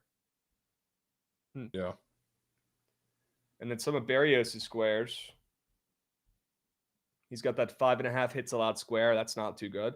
The guy's been nails of late. I thought his fantasy score was relatively low, considering he's coming off a 55 Berg and a 35 Berg in his last 2 games. And he's got that 1.5 earned runs allowed square. And it's a goblin. And I know that's pretty standard if the guy's not in that range for the 2.5, but he's only given up 1 run in his last 2 starts. So I thought that was kind of weird. He's got that 17.5 pitching outs goblin that I'd kind of like the less than for, but you can't even take it. You can't even profit on it if you wanted to. So all the signs are pointing towards the Cardinals getting an early lead in this game. And I just hope they hold it. And I'll trust their bullpen. Sure. All right. Doyers pitchers currently on the IL. This is crazy, Skywalker. Yep. Glasnow, Snell, Gonsolin, Sasaki, Gavin Stone, River Ryan, Michael Grove, Emmett Sheehan, Evan Phillips, Luis Garcia. No way you spelled it like that, Skywalker. You're him. That's why you're my goat. Bruce Star Gratterall, Eduardo Henriquez, Blake Trinan, and Kyle Hurt. Is Kyle Hurt on the Dodgers, or is that a pitcher on the Padres? Am I tripping? Kyle Hart, the Padres. God damn it. Good The shit. thing is, like, some of those guys have made like 2 starts in the MLB. So, like, Gavin Stone, if we're saying the reason for the Dodgers being moose is because Gavin Stone, River Ryan, Michael Grove, and Evan Sheehan are on the IL. Let's be serious. But it's also the fact that, like, the pitching's not the reason they're losing these games. Like, they scored 1 run in 2 games against the Cardinals. Every time they go on the road against a good team, they forget how to swing the bat for at least 2 of the games. Then they have, like, the 1 game every series like they did yesterday where they actually wake up. So, like, pitching's not what's killing them. It's the fact that their bats are so inconsistent. So, like, they're going to be back and be the Dodgers eventually. But, again, like, Gavin Stone being on the IL is just, let's be serious. Well, I agree with half those names, but the other half are guys that are paying a lot of money to be really good, and they're not. Yeah. Like Glasnow, like Snell. I'm sure Gonsolin's getting paid a pretty penny on a nice veteran contract. Probably nothing, insane, but I'm sure he's getting paid a good chunk of change. Sasaki, they had high expectations for. That guy might just suck. If not, he's at least had some injury concerns early on. That's not good. There's a couple guys on that list. Some bullpen arms as well. Gratterall is supposed to be a respected bullpen arm at this point of his career after being a failed starter. Yeah. The guy throws 103. Yeah, Trinan and Garcia. Like Trinan and Evan Phillips, big loss in the bullpen. Everybody else has been on and off the roster and probably will be when they come back. So, like, that, it's a long list, but it's a very deceiving list too. Yeah, it's a little deceiving. It is, but certainly have not had luck on their sides. Although we don't need to make excuses for that Dodgers team, bro. Fucking luck. the best roster in the MLB's history does not deserve any luck. They'll be okay. No, I'm kind of happy they're not getting it, to be honest Yeah. with you. But hope those guys all come back healthy and soon. Yeah, But they got talking about a the million Diamonds, injuries ball is and not the bouncing their way. still comfortably in first place. They'll be okay. Goes to show you how stacked they are. I mean, their minor league, their AAA team is like a crummy major league team, bro. Yeah, like they would have a similar record to the White Sox if they trotted out that AAA team. probably would. Yeah, Wouldn't be much different. They're stacked. Their organization's set. That's why they got. Yeah, Javon's right. Half those arms in that list from Skywalker, it doesn't matter because they got another group of guys who are just as good. Not saying they're great, but just as good as those dudes, ready to get called up at any moment. They got a million guys, a million backups. pretty much. Dodgers They'd way. sure as hell. The OKC Dodgers would sure as hell beat the O's in the 3-game series. Tell you that much. Really bad. Really bad. Austin Gauthier probably hits a nuke off of Sagana. Austin Gauthier would Lead off the take game. Cade Povich to the shed twice. All right, Javon, talk about the Marlins. Transition to from Goots' shit team to Rav's shit team that just pulled off a sweep of the Phillies, which is so absolutely hilarious that they won the first 2 games like they did. And then Skeen's day was Skeen's day, where he didn't even get the win, absolutely dominated, but they actually won the game for him, which is even rarer these days. But Phillies are hurting right now. They're the team that I guess you could say a little more injuries play a factor than the Dodgers. People are complaining, but they're awful right now. And I think the Pirates took advantage of that, which was great. The Marlins, however, have Yuri Perez coming back today, which for the rare time I see a pitcher coming back that I do really like, I want to back him because I think the matchup is absolutely golden. You know, the Pirates obviously won that series, not really with their bats. Their bats were better than I guess they're in some situational spots usually, but it's just because the Phillies offense is absolutely god-awful right now. And didn't think that was stopping anything. Mike Burrows is on the mound and 100% down to fade him. He's just a guy that doesn't have great strikeout stuff, and he's super fastball heavy. So, like the Marlins, if you've been paying attention to them as of recent, like they're outside of like Jesus Sanchez, who's like the big power guy in the lineup, their entire lineup's been a lot like contact driven. So, like I've been noticing a lot of these pitchers, whether they're starters or come out of the bullpen, if they're righties and they really don't have overpowering strikeout stuff and they don't have a sinker, because the Marlins do roll over a lot, and they're like big time fastball guys, they've been causing them a lot of trouble. They did the same thing, even though he's a big strikeout guy, but like with Taj, they've done that to him twice this year where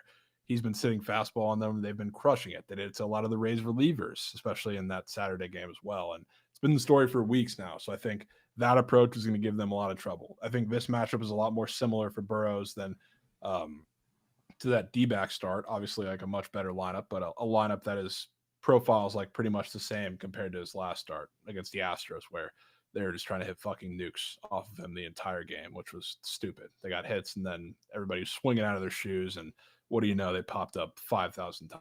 So I think the Marlins are going to cause some trouble today. I want to back Yuri Perez too. Obviously, when you're playing the Pirates, strikeout ceiling super high. The entire Marlins bullpen pitched yesterday, though, so I didn't want to get involved with full game because they have no arms that are already bad back there. So I'm sticking to first 5. It's probably as long as you're going to get Yuri to go. Yeah, if that. If he goes through 5, we're in business. I'm feeling pretty fucking good. A lot of his rehab starts have been like 80 pitches, so I would assume he's around there. That's pretty good, actually. All right. Yeah. We can work with 80 pitches. We got a Raider coming in from Snowman Sports. Stream Richie 805. Pirates ML. Don't overthink it. Ooh. Sure. Well, maybe they come back and win it late, but yeah, I mean, like our chances with Yuri early. When I say the entire bullpen pitch for the Marlins yesterday, I'm pretty close to like not kidding. Like Belozo, they had 5 pitchers go yesterday, and one of them is Ronnie Henriquez, who's their best bullpen arm probably at this point. He pitched the last 2 days, so like he's not available. They have 3 pitchers that pitched the last 2 days between Fauché, Gibson, and Henriquez. Belozo threw 55 pitches. Anthony Veneziano threw 35 pitches. So the only pitchers that are available that didn't throw yesterday are Jansen Junk, Tyler Phillips, and Anthony Bender. So like, God forbid, and they're going to need none of them are depth guys really, except for like Jansen Junk can do that when he wants to. But they're probably going to need somebody to go multiple innings out of the bullpen today because Yuri's going 5 at most. It's like it's not good. We got Ron Dope coming in hot, resubbing as well for 2 months. Ron Dope. Appreciate you getting involved, bro. Hope you had a good weekend. Okay. Good to see some Goots and Rav chirps off the same Bookit account in the chat. Love those. Always brightens up my day. Love that. Sure can. All right. Let's keep moving and grooving. Love that angle. Marlins first 5. Let's talk about some squares. And then we will talk about this Phillies and Cubs game. I'm seeing a lot of chats, a lot of questions about Wheeler, a lot of questions about, the Cubs are looking free on the ML from some sharps in the chat. We're going to talk about it. Don't you guys worry. Okay. Let's go over our squares first. Palante, less than 2.5. This card is terrorism. Well, yep. It is what it is. Palante, less than 2.5 earned runs allowed. I hate backing this guy to do well, but all the signs are pointing towards a Palante gem piece. Go look at his earned run square. It could not be more green. It could not be grosser, and I could not want more in on that square. Give me the less than 2.5 earned runs allowed in a game. I'm loving the Cardinals on the ML. Probably my favorite play today on the books, and this correlates with it perfectly. Wow. A rare Palante gem. Yeah, did not think I'd be saying that, but at this point, it's where I'm feeling. And then McDavid. If he scores 2 points again, I'll tip cap. I'll charge it to the game, and he's better than fucking Ovi and Wayne Gretzky combined. But I need to see it. Minus 115 both ways on the books. Could not be more of a green chart. At this point, it's absolutely absurd. It looks like the easiest square to click on the ice tonight, and that's why I'm fading it. Has to be done. If you look at the odds for goals on the books, it's honestly a pretty good sign for the under. Not a lot of guys at minus money to score goals. There's actually only one guy, to be exact. It's Connor McDavid's to get 1 point, or to get it to eclipse this number, his more than 1.5 points. Only one guy who's minus money to do that compared to the last couple games where there's been a couple guys who are minus money to get more than their 1.5 points. And I think that's a pretty good sign for the under in the game and a good sign for the under on McDavid's points prop. I'll take it on Prize Picks, though. I'll take the less than on the square, and I'll charge it to the game and tip cap if he goes out there and gets 2 points again. But he's not. So nasty, Krabs. It's unbelievably nasty. But you have been dialed in with your squares. This could be another. Squares maybe are this is like, maybe this is your like Mona Lisa here, since you've been so hot on squares, except for McDavid points fades. This could be where you get a bump. Going to need to. I forget if I took him twice in a row. I might have only taken him once in this series, but you could certainly make an argument that I've definitely lost coins fading McDavid on the Prize Picks app. Yes, that'd probably be a pretty strong argument, to be honest with you. Tonight, we get our lick back. Game soars under. Going to be a snoozed fest. Boring. And McDavid squeaks under his points. Wouldn't be shocked if he drops a goose egg. Not good for the future, but good for the under in the game. Okay? Sure. Here we go. Let's swing it around. I want to hear Jovan's sell jobs on his squares for today, and I'll lock in the lineup, and I'll drop the link for you guys in chat. Sure. Starting this guards game, the Terry Francona Bowl. I wanted to take one of these righties that hit lefties well against Wade Miley. Another like weird pitching situation for the Reds where they're going to need him to go probably a lot longer than usual, which is why he's making the, I guess not spot start because he was already on the roster and makes appearances, but essentially a spot start because they need some innings, especially with Hunter Green hurt for the 75th time this season. But I wanted to take one of these guys, wanted to go with somebody towards the bottom of the lineup. This feels like, I know it didn't work out for game one with Ronnie Mauricio, but I was pretty right about the outside of the series. Like that felt like a do or die series for him. And he had to show up, especially against that dog meat pitching staff with great matchups and the entirety of the weekend to do anything. Cause that was like his shot with everybody hurt. And he took advantage of it. Well, the second game and third game, he splooged and he hit that absolute Nukenheimer in game 2. Jonathan Rodriguez, kind of same story. And it is a demon, but it's really not. It's like plus 100, so it's like barely a payout bump or whatever. So don't get scared of that, chat. But he's getting a shot now, and this is probably the end of the road. If he doesn't prove anything of worth, he is had like a big time strikeout issue. Thankfully, he's facing a lefty and he's facing Wade Miley, so it shouldn't be an issue. He's going to see a lot of soft stuff, which is just about the only thing that he can hit.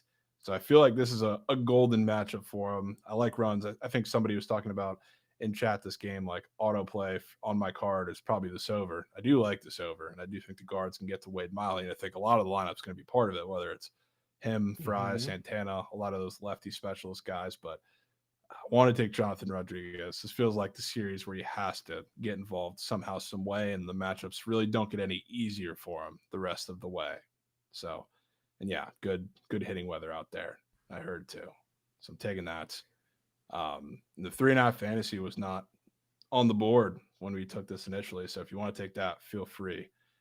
He doesn't take very many pitches though. It's very aggressive. So it's probably all going to hit in the same, but taking him, then I'm also taking Xavier Edwards, like we were talking about for the Marlins. This is one of those guys that like contact approach that I think is going to be really bad for Mike Burrows today. He's like the one that embodies it the most. It's like if you're throwing all of these fastballs and changeups to a lot of this lineup that hits him very well, and the guy who hits him probably the best just consistently is Xavier Edwards. I think that's going to be a massive problem. It also does seem that every time the Marlins have an offensive outburst, it starts with Xavier Edwards getting on base, manufacturing runs on the base pass. Obviously, he's a massive stolen base threat, even though he hasn't been running too much as of recent because he hasn't been in the position to do so. So I think it all kind of has to start and end with him. I feel like if he not like reaching too big into the power approach guys against Burrows, even though I do think he can give up, a lot of extra base hits against this lineup to like the Jesus Sanchez of the world, or even like from the other side, like a Connor Norby. I want the guys that are going to nickel and dime him to death for the Marlins because that's how I think they're going to win the first 5. Xavier Edwards has to be involved. So tapping into him. Xavier fucking. Maybe the only useful prospects. Well, I guess Kyle Stowers is now entered the combo with the season he's having this year, but I think he's the best clear-cut guy. Marlins have in this league, Xavier Edwards. Yeah, Marlins have a lot of guys that have been a lot of guys. Okay, they've been a little injured, but I know us three, Goots included, are all baseball guys. We're suckers for prospects. Love following underdog stories like the Marlins. Let's not act like they have a bazillion prospects up playing great ball right now. I feel like Xavier Edwards is a clear-cut guy. They got a couple Krabs. Xavier's playing well. Jesus Sanchez is red hot. Wagaman has been goated all year. Matt Mervis is hurt, but he was mashing baseball since he's been up. Like Otto Lopez has started seeing him as of recent. Same with Liam Hicks. Like their roster for all of the shit teams with all these prospects is easily the best, I would say. I don't know if I ever see Otto Lopez winning a wild card game or an NLCS. They're the youngest team in the league. They've had the most at bats by the youngest age in the league. So you can make an argument that's good. Not had a chance to get a game-winning hit in the playoffs yet, but not a bad player. All right. They have a lot of good pitching prospects coming up soon too. So they always do, and they trade them. They do. Excited to see Yuri Perez up there on the bump in the Big 2-5. Rooting for him. Great arm, great story. The guy just can't stay healthy. Reminds me a little bit of Luis Hill on the Yankees. Great arm, great story. Guy just cannot stay healthy. Guy cannot pitch a full season. Maybe he's just not built for it, but we're going to find out. Yeah. I'm certainly rooting for him. Just need him to get through about 5 tonight, and we're good. Please, bro. Don't need to be a superhero. Don't even need a quality start. Just a 5-piece. Yeah, probably won't get that unless he's absolutely shoving. Wow, we got the Gen coming in, giving out 5 subbies. Attaboy. W to Gen. Appreciate you, Beast. Hope you had a good weekend. Hope you cash some bets, my dude. Sure you can. Jen, are you still retired from the Rays, or what's the deal? Yeah, now he just bets the Nats every game, and now they're cold as ice. GG's. I mean, to be fair, that was just unfortunate timing of who they had to play to start the month. He said done with the Nats. Thank fucking God. Jen, if you had eyeballs on that shit, dude, in those last 2 series, they played like absolute quail shit, man. I'm sorry you had to watch that. They were looking so good before that for like 3 weeks in a row. Can't make up the timing. I think could have had something to do with you, but you might fire it back up though after this series coming up, Krabs. Well, we got a big series up there in New York, which I'm not I feeling too know. confident about. No, but like they just played. I mean, they played the Cubs, and then they played the best under team in baseball in the Rangers. So like, if you're gonna look lifeless at the plate, it's probably those two series, and then the Mets is probably not going to be that much better, if better at No, all. But no. then they host the Marlins and the Rockies, so that's when they get hot. Hell yeah. All right. James Wood looks like he doesn't want to play baseball. You're not wrong, DeGen. And as a, I don't know what the right way to put it as a guy who probably doesn't watch the Nats a ton, yeah, I could so see why that's a take, especially after watching his at bats the last two series. He didn't do shit. I'll tell He you does have right, Rendon vibes. Krabs. This is exactly what's going to happen. I'm telling you right now. Fuck this series against the Mets. Then they're going to get hot against the Marlins and Rockies in classic fashion, as they should. And you know where they go right after that, Krabs? They go to Dodger Stadium. Wow. You know what CJ Abrams and James Woods are going to do in that series? They're going to hit fucking nukes. Yeah, and they're the going Nats to are going to nukes look like the greatest team of all time and put up 1 billion runs. Probably, because the Dodgers play up and down to their competition. Always have and probably always will. So is Jovan saying I keep betting the Nets? I think he's saying maybe take the Mets series off and then maybe hop back in. Mets series off and then you hop back in. Brian C, I need to lock in this week and get it, bro. I haven't played in a while. Dude, I locked in after I went to a wedding Friday night. Saturday was just not feeling great. Not feeling great all day. I just locked in and grinded the show. Got that card, got a bunch of cards. My team is fucking nasty now. I see Trent put out a bolo call for somebody to beat LC or him and LC and twos in the show. I'd muck with any partner. Anyone. Even Goots. Yeah, give me with directional heading on there. Have you seen Good swim? Goots with directional is really bad. I'm really, really bad at video games. Really bad. Really solid defense, though, Goots. I mean, I do have a golden cornea. I can draw some walks, but can't make contact with the ball. Can we get some picks? What the fuck is this? This is Behind the Lines. Welcome to the fucking show. Officially Lurge. No surge stream today. So I'm in no rush. But we did craft up a little sharp report for man. I will drop the link again for you guys. Here it is. Yeah, someone thought it was search. That's okay, Sunnyside Picks. That's okay. Here's a link if you guys want to tail. It is in the Twitch chats if you want to get involved with the sharp report format. Okay? Dubs. All right, I do want to talk about a couple games. We don't need to extend it too much, but I do want to go over a couple of these baseball games we didn't get to already. Pull up Pick It Pro, take a peep at some of the splits, and then we'll get to the squad ride, aka the most important part of our lives. Stick with us. Start locking in chat and getting your favorite thoughts ready that we had about some of our plays on the Sharp Report. But for now, I want to talk about this Cubbies and Phillies game, Jovan. You got Matthew Boyd, who might be just that guy who you got to put off to the side this season. You can't fade him. If you do, you lose your coins. Doesn't matter what Prize Pick says.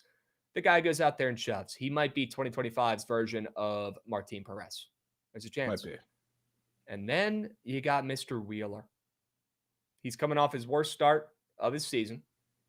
He's also coming off having a kid. And I believe he skipped a start in between there. He's probably on the paternity list, and he'll be extra rested.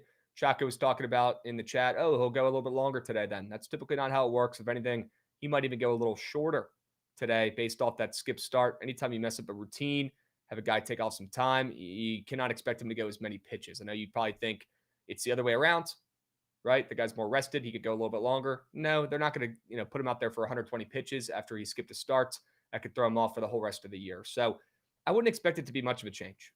If we're being honest here, he only missed one start, so it'll probably be the same as normal, but if anything, it'll be less pitches in this game for Wheeler, coming off the paternity list. But Jovan, I like the under in this game. It was a little bit too square for me to put on my sharp reports, and you can see the splits here on Pick It Pro. People are betting it. It's about 50-50. If anything, there might be a couple more bets on the under in this game. Pretty shocking, but maybe people are buying into that Wheeler having a kid angle, bouncing back after his worst start of the season. Yeah, I could see it. I definitely think it seems incredibly easy, obviously, to take the Cubs in this game, but I don't know. I just don't want anything to do with the Phillies right now. They're in one of those stretches where you don't really know if they're going to climb out, and it just might be riding with Matthew Boyd. So I was looking at some of the squares for the starters in this game. And again, maybe the squares just don't matter for Matthew Boyd, like I was saying, but Yeah, didn't make it seem, it might not matter. But it didn't make it seem like he was going to pitch great. Now, again, he's had squares up like this all fucking year, and it hasn't mattered. The guy still has a sub-3 ERA or a 3 ERA. It's crazy. He's got that 2.5 earned runs allowed square. It scares me a little bit. That's probably what kept me off the under in this game. But it's Matthew Boyd we're talking about here. He's the luckiest pitcher, if not one of the luckiest pitchers in baseball. Wheeler, like I already mentioned, coming off of an atrocious start, 16 fantasy points. I know you guys are all talking about his hits allowed square. It's super duper reds. Well, it's not the weirdest thing to see it because he's going against one of the best offenses in baseball in the Cubbies, but it's certainly not weird, right? It's probably a good sign for the more than for that square to even be up in the first place, just looking at the chart. So every start, the Cubs have one of those hit squares up against aces, and like frankly, it turns green a lot of the time. Just like Skubal, he gave up 8 hits, but the Cubs do this every single time. They get all those hits, and they don't mean shit because there's one team, this Colorado Rockies, that have been a worse hitting team with runners in scoring position the last 2 weeks than the Chicago Cubs, which is an absurd thing to say. And that's why I was so mad the Nats lost that series, because we had it. Yeah, it's actually crazy. They didn't do shit with guys on base. The Cubs will probably get hits, and that square is going to be green. I like that square. The question is, is that going to matter at all in the game? Maybe, maybe not. If you had to bet something on the books in this game, what do you take? I would take the Cubs, but I would feel really shitty doing it. Yeah, the fact that the Phillies on this losing streak opened up minus 150 is really weird, and one of the thoughts that I keep having pop up in my brain during the show. Now, I'm not fading the Cubbies, and I'm not fading Matthew Boyd's, and I know the Phillies are going to get line respect. They could be on a 20-game losing streak, and they'd still get a little bit of line respect because they're the Phillies, and they're stacked, and they're good. So even if they're struggling right now, they're going to get a little bit of line respect. But minus 150 against a good opponent in the Cubs, that might be a fat enough opener that keeps me off of sides, and I'd probably stick with my initial read here and just go the under in the game. But the more I talk about this game, the more I'm realizing we shouldn't be betting it, and we should let it splooge. Yeah. I mean, Skubal is Skubal, but he was minus 200 against the Cubs. I feel like that lines up with this. Tigers are obviously a better team playing well right now, but they also had a better arm on the mound. So 50 cents comparatively with what I think, or who I think is a better pitcher that was on the mound for the Cubs then too. I feel like that makes sense. Cubbies are catching steam though. I mean, yeah, as they should. A lot of bets on the Cubs. There always will be because they're the Cubs and people like the Cubs. I've never seen a fan base be as delusional about their teams, about every single game, not having the possibility to lose than Cubs fans this year. But I'll move some lines a little bit. It's a lot of action. Are there any other games we did not mention today that you wanted to bring up? Springs Kikuchi? It gave everything in my power, Krabs. You should thank me for being the bigger man here and not only not fading Emerson Hancock, but I have Kikuchi playing the A's, and I want with every power in my being to take it over. Every power in my being. But I'm not doing it. I really want to. Good for you, Jovan. Because you know what? If we could just double down, triple down, quad down on shit like that, I mean, I'd be sitting up here with fucking an AP watch on and probably some Gucci shades. I'd be rich as mom. It doesn't work in baseball. And we got to put teams that just go out there and do the same thing, or players that go out there and do the same thing and defy the odds and defy what makes sense. The handful of guys and teams, you put them off to the sides, and it's not giving up. It's actually being mature. It's being responsible, and it's not forcing cake is what it is. So good on you. And after all that being said, I'm sure Kikuchi gets mucked up today. But is it worth paying to find out? No. Might be worth paying to find out. No, it's not. No, it's not. You're being good. It might be. You don't need to fucking go back to the well for the 6th time in a row. No. No. Just hang them up. I might have to bring him back. Just hang them up. I might have to bring him back. Well, because it also, I mean, there's a square part of it too, Krabs. Jeffrey Springs has been fucking horrible.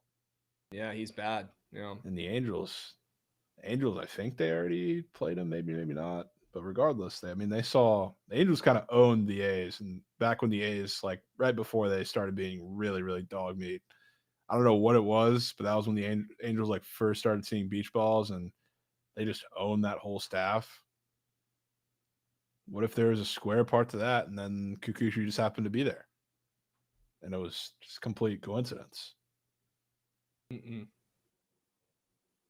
Nope. Just leave him off to the sides. He's going to go out there and shove again today. Can't help it. A's over on the card. Back in. I'm genuinely rooting against it. And I don't do that a lot, but I will be rooting against that play.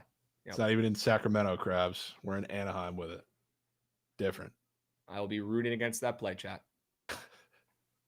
100%. Yep. Kikuchi 2.5 run runs is glaring at me. Yeah, Billy. Kind of weird. And take everything I just said, chat. Go ahead and put it all together. Throw it out the fucking window. Gone. Everything about being responsible, putting guys to the sides, gone. I was never getting two, dude. I put Hancock to the side. I couldn't put Hancock and Kikuchi to the side in one day. Tried my best. I failed. Absolutely failed. We'll circle back to this tomorrow. We'll see how it goes.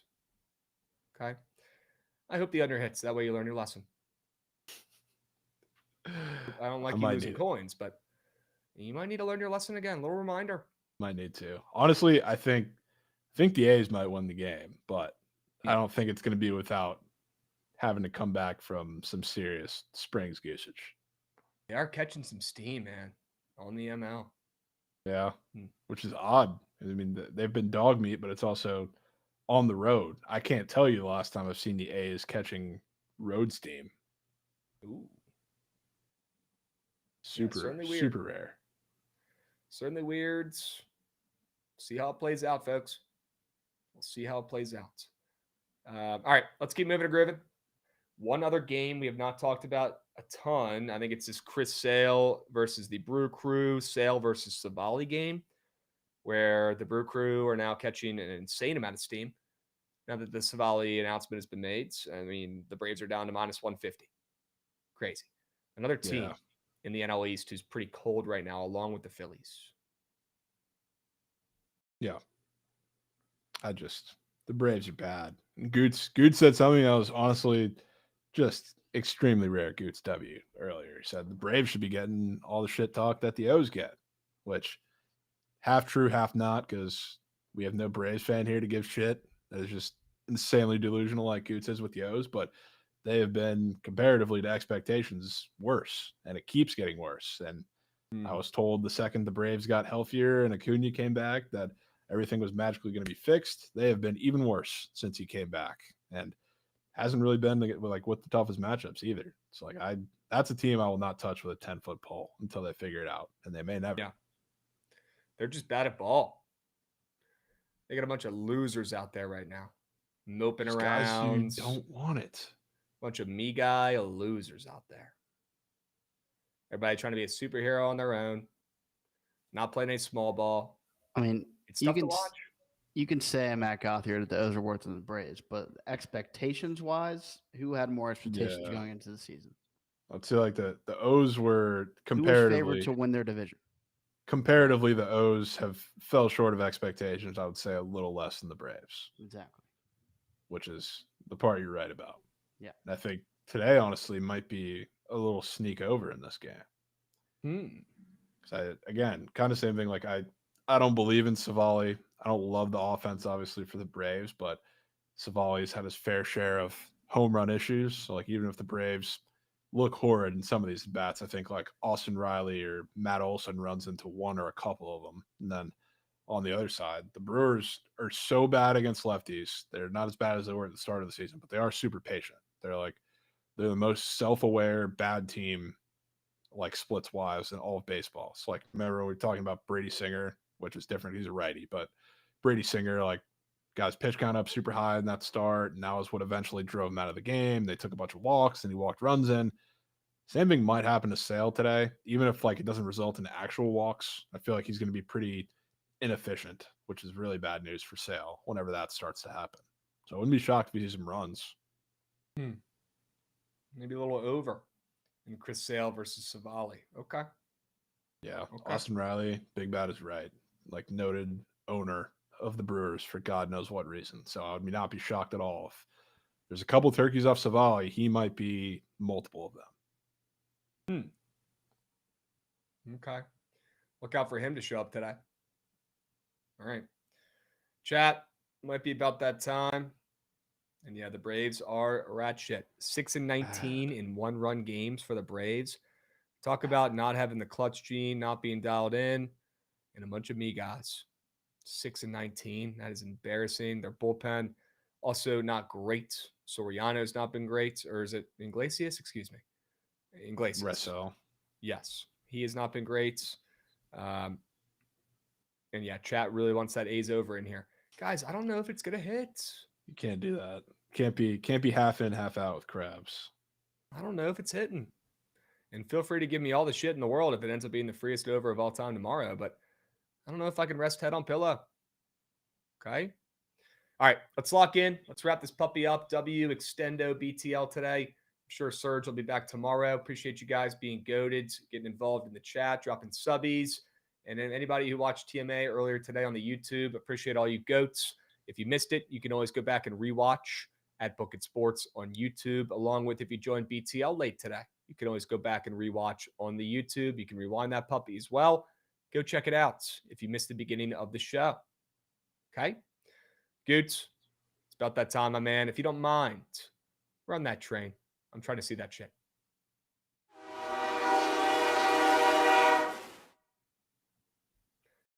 All right, chat. Squad ride coming off a loss to close out the week last week. Kind of wish we counted the Saturday PLL one, but that's probably why that shit hit.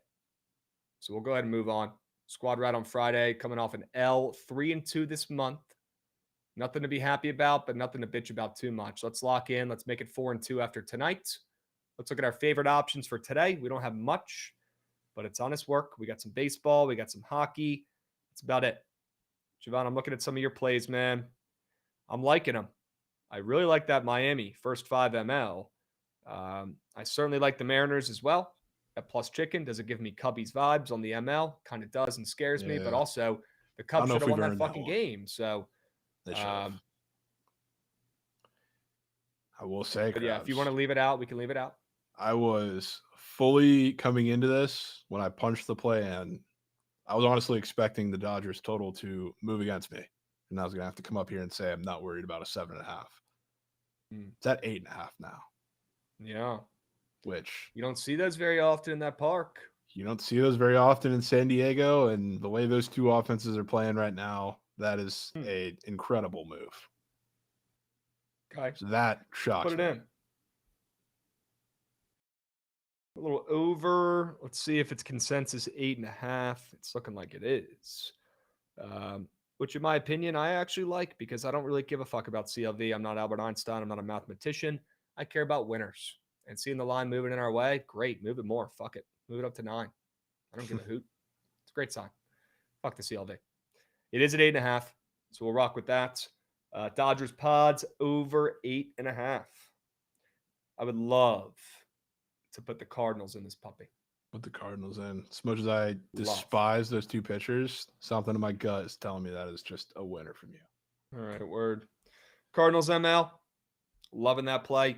We got the Dodgers, Padres over 8.5. Is there anything else worth our time? Was there anything else in the chat that you guys liked? Let me know. What else did you hear us talk about today that you fell in love with? We got a lot of options. A couple others in the Sharp Report, a couple others that we didn't even mention in the Sharp Report, but we brought up on the rest of the diamonds. But we've got the Rays, Red Sox first 5 under 4.5, which I certainly like. We've got the under in the Phillies game / the Cubs on the ML. We've got Miami first 5, which I certainly wouldn't mind taking. Chat seemed to love that play. I don't know if that's a good thing or a bad thing, but I certainly love the sell job, and I like me some Yuri Perez, and I wouldn't mind fading the Pirates, who have won 4 of their last 5 games. I mean, I'm certainly down to get the fish involved. I do want to say, though, when are we going to fucking sack up as a chat, as a community here, and start putting some respect on the Krabs first 5, man? I'll say it. Feels like those, every time they get in the poll, if they do even get in the poll, they just squeak, and they're just fantastic plays. I appreciate that, Jovan. Just gotta say it. Those squeak have a 100% squeak rate. Yeah, they squeak a lot, and whenever they squeak, they always hit. Yeah, probably has a correlation there, but yes, the first 5s, the totals, the rare spreads or MLs, but it's mainly been totals this year. They've been pretty darn good. Yes, isolating these starting pitchers has treated me pretty well so far this year. It's squeaking. I feel like we got to put that total in there in Fenway. Because people hate first 5s. You know, that would be a valid argument if the whole chat was not spamming let's put Marlins first 5 in. I feel like it's just we're anti-Krabs just by trained nature here in chat. Yeah. It's unbelievable. Which makes no sense because I built the show with my bare hands from the ground up. And you've been literally seeing beach balls lately, dude. They don't want to put them in. They just want to take your play every time. It's not your fault. I know. Keep doing your thing. But would love to see, maybe we put both those first 5s in. Maybe we put the Marlins first 5 ML. And maybe we do Rays, Red Sox first 5 under 4.5. Sure. Little 2-piece.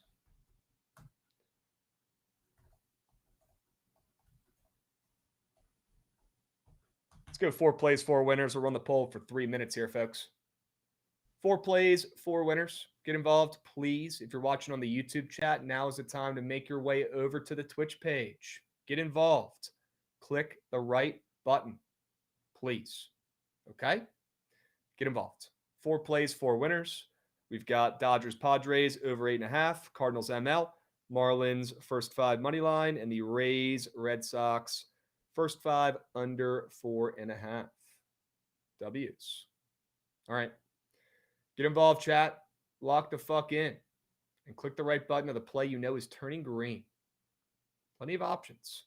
Sticking to the diamond today. Probably a good thing if we get that under on the ice involved in the squad ride. Probably not much good comes out of it. But, yeah.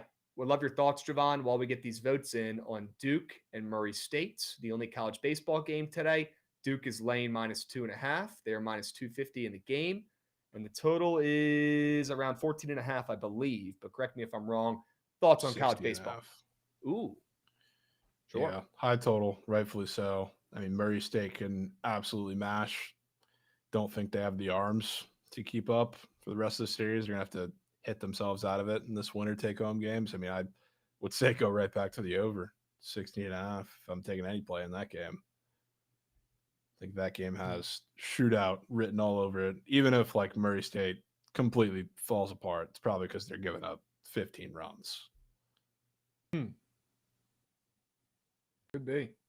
Yeah, no surge today, Miguel. Appreciate you getting involved, though. What side do we lean for the NHL? Probably the Panthers, unfortunately, tonight.